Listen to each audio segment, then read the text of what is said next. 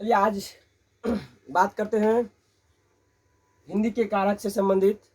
लेकिन इस कारक से पहले या कारक बताने से पहले आप लोगों को अपने YouTube चैनल यूएस विजडम के बारे में बताना चाहूँगा। हमारे YouTube चैनल यूएस विजडम है, इसे लाइक कीजिए, सब्सक्राइब कीजिए, कमेंट कीजिए और अधिक से अधिक लोगों तक शेयर कीजिए, जिससे कि 10th से जुड़े हुए, 12th से जुड़े हुए या सीटेट से जुड़े हुए या ऑल एग्जाम से जुड़े हुए जो भी कंटेंट चाहे हमारे यूट्यूब चैनल यूएस विजडम से उन्हें मिल सके और अपना जो भी एग्जाम हो वह सही तरह से पास हो पाए। तो चलिए हम कारक की बात कर रहे हैं। तो कारक का जो है, कारक का हिंदी में 8 भेद हैं। 8 भेद हैं, जिनमें कि पहला कारक का यहाँ भेद जो है कर्ता कारक है। और उनके चिन्ह की बात करें तो इनका चिन्ह होता है ने या तो सुन होता है। फिर इसी कारक की बात करें दूसरा भेद के बारे में, तो इसका दूसरा जो भेद होता है वह कर्म कारक होता है। और कर्म कारक का विभक्ति चिन्ह या इसका जो हिंदी चिन्ह होता है वह को या तो सुन होता है, मतलब वह दिखता भी है या नहीं भी दिखता है। तीसरा हम बात करें कारक का भेद के बारे में, तो करण कारक होता है। और करण कारक के विभक्ति चिन्ह या हिंदी चिन्ह से या द्वारा होता है। इसके बाद हम चौथा के बारे में बात करें तो संप्रदान कारक होता है। और इसके विभक्ति चिन्ह मतलब हिंदी चिन्ह जो होता है को या तो के लिए होता है। और ये कहाँ दिखता है इनके बारे में जस्ट हम बताएंगे। इसके बाद पांचवा भेद जो होता है वह होता है अपादान कारक। और अपादान का विभक्ति चिन्ह क्या होता है, मतलब हिंदी चिन्ह से होता है। और छठा जो कारक के भेद है संबंध, मतलब संबंध कारक, इनके विभक्ति चिन्ह क्या है, का होगा या तो के होगा या तो की होगा। और ये कहाँ दिखेगा, वाक्यों में। साथ में हम बात करें इसका कारक का, तो अधिकरण कारक होता है। और इसकी विभक्ति चिन्ह मतलब हिंदी चिन्ह में या तो पर होता है।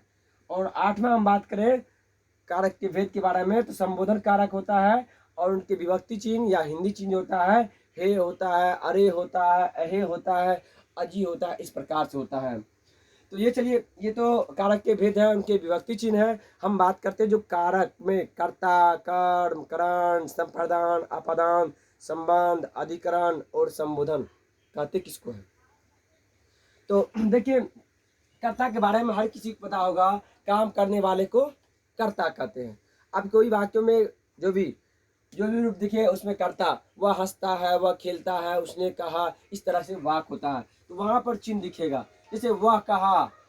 हम एक उदाहरण से लेते हैं, वह कहा, वह कहा। तो यहाँ पर देखिए विभक्ति चिन्ह क्या है, नहीं दिख रहा है, सुन है। लेकिन यहीं पर कहा, यहीं कहेंगे उसने कहा, उसने कहा। यदि उसने कहा कहेंगे तो यहाँ पर ने का चिन्ह एक तरह से दिख जाता है। तो इसी तरह से वाक्य में इनकी जो चिन्ह है, हिंदी चिन्ह या विभक्ति चिन्ह, वो ये वहाँ दिखता है। इसी को ध्यान रखना है। फिर दूसरा कर्म कारक, कहते हैं कर्ता जो भी कार्य करे या जिस काम का फल कहते हैं कर्ता पर करे, कर्ता पर पड़े, उसी को कर्म कहते हैं। जैसे कि वह आम खाता है, एक उदाहरण सा इसके लिए लेते हैं, वह आम खाता है, वह आम खाता है। आप देख सकते हैं आम, वह आम खाता है। यहाँ पर जो क्रिया हो रहा है खाने का, इसका प्रभाव क्या हो रहा है, बेचारे इस चीज को खत्म कर रहे हैं। यहाँ पे ये कर्म है, इसके साथ या तो को दिखेगा या तो नहीं भी दिखेगा। तो इस वाक्य के माध्यम से ये को और शून्य को ध्यान रखना है। इसके बाद हम बात करें तीसरा करण कारक के बारे में, तो कहते हैं संज्ञा या सर्वनाम के जिस रूप से साधन का पता चले, मतलब माध्यम का, उसी को करण कारक कहते हैं। अब यहाँ पर देखिए उसका विभक्ति चिन्ह क्या है, से है या द्वारा है। तो से, जैसे कि वह बस से आया, या वह चाकू से सब्जी काटा।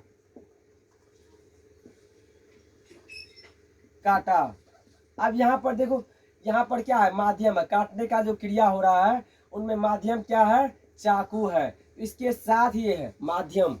इसी तरह से जो भी होगा माध्यम या द्वारा के अर्थ में, वह जो होगा किसके रूप होगा, तो वह करण कारक के रूप होंगे। और करण कारक में जैसे वह बस से आया, वह गाड़ी से आया, वह चाकू से सब्जी काटा, या वह कलम से लिखा, या वो इस तरह के जितने भी वाक्य होंगे माध्यम वाले, उनमें जो से होता है यह करण कारक की रूप होता है। आगे बताएंगे से दो जगह है, एक जगह अपादान में भी है, अपादान में किस कारण से है तो उन्हें भी बताएंगे, लेकिन यहाँ पर माध्यम को ध्यान रखिएगा।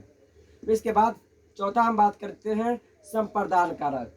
संप्रदान कारक के बारे में कहा जाता है जिससे किसी को दिया जाए या प्रदान किया जाए उसे संप्रदान कारक कहते हैं।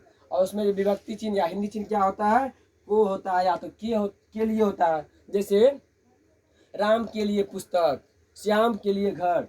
यहाँ देख सकते हैं के लिए और को जो होता है, के या तो को लिए जो होता है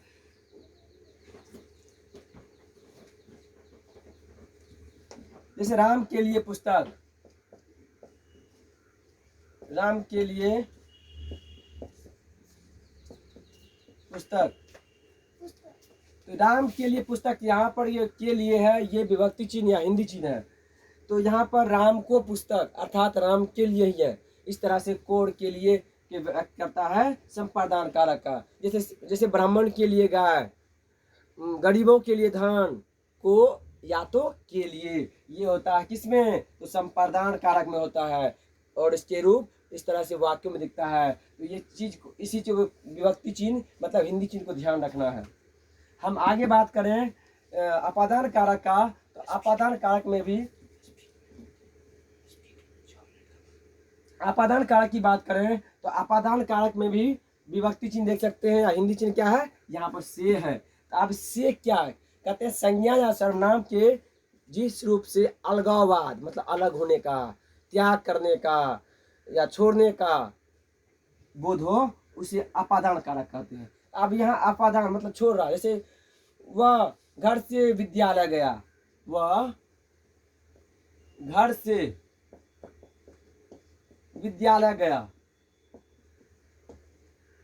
विद्यालय गया।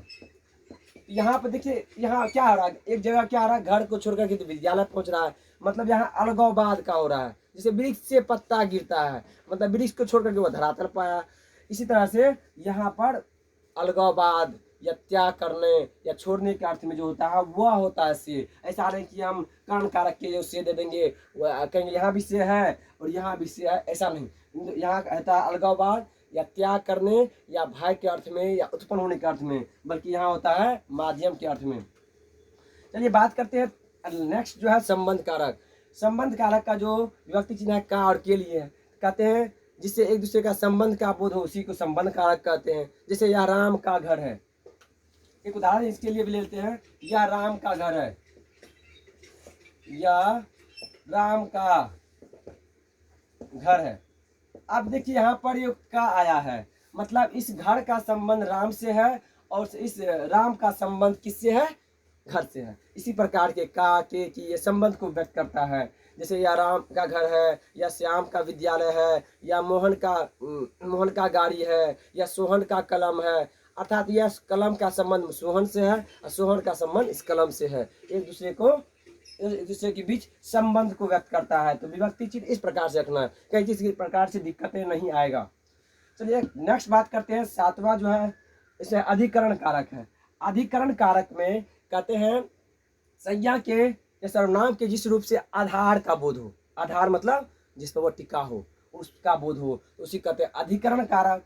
तो अधिकरण कारक का हिंदी चिन्ह या विभक्ति चिन्ह क्या है, में या तो पर है। तो में और पर इसका जो है कैसे दिखेगा, एक बार इनके लिए भी एक उदाहरण लेते हैं और इस उदाहरण के माध्यम से आपको बता रहे हैं, तो ध्यानपूर्वक देखिए क्या है।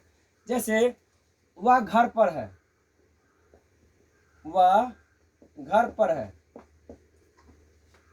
मतलब यहाँ जो संज्ञा के रूप में ये जो है सर्वनाम के रूप में जो वह है, इसके बारे में कहा जा रहा है ये कहाँ पर है, घर पर है। तो यहाँ पर जो आया हुआ है ये बताता है एक आधार क्या हुआ, घर पे।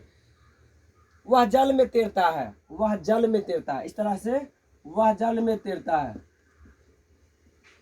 जल में तैरता है,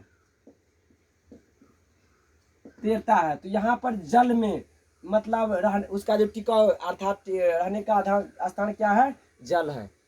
इस प्रकार से आधार, यही आधार हो गया, इसको ध्यान रखिए। इस तरह से में और पर जहाँ आ गया तो समझ लेंगे सीधा कौन सा कारक के रूप का है, अधिकरण कारक का, कोई दिक्कत ही नहीं आएगा।